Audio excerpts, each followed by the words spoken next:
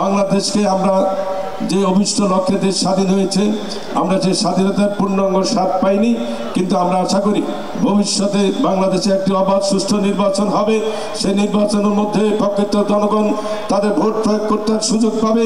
সেই সুযোগের মধ্য দিয়ে জনগণ তাদের করে প্রাপ্য যে ভোটের অধিকার প্রয়োগ করে তাদের ইচ্ছা মতো যাকে খুশি তাকে ভোট দিয়ে নির্বাচিত করবে এবং তারাই সুষ্ঠুভাবে দেশ পরিচালনা করবেন এবং তাদের প্রত্যেকের জবাবদিহিতা থাকবে।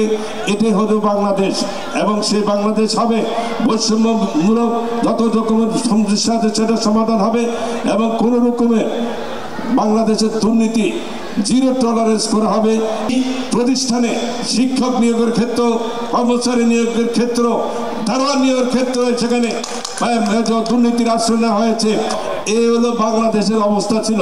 আমার এই অঞ্চলে অনেক প্রতিষ্ঠান সেটা প্রায় ধ্বংসের মুখে করা হয়েছে, কারণ অযোগ্য অথর্ব লোকজনকে নিয়োগ দিয়ে সেখানে শিক্ষার মান যা ছিল সেটার চেয়ে আরো বেশি অনেক ব্যাকসাইডে নেওয়া হয়েছে।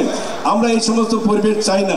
মেধা এবং মেধাভিত্তিক রাজনীতি এবং যাদের মেধাভিত্তিক তাদের যে চর্চা, মেধার মধ্য দিয়ে আগামী দিনের প্রজন্মকে আমাদেরকে গড়ে তুলতে হবে।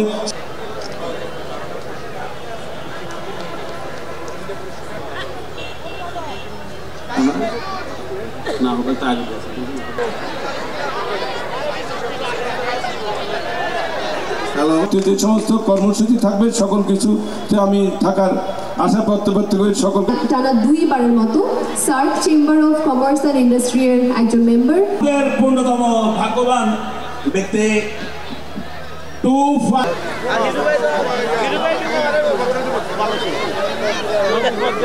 আপনারা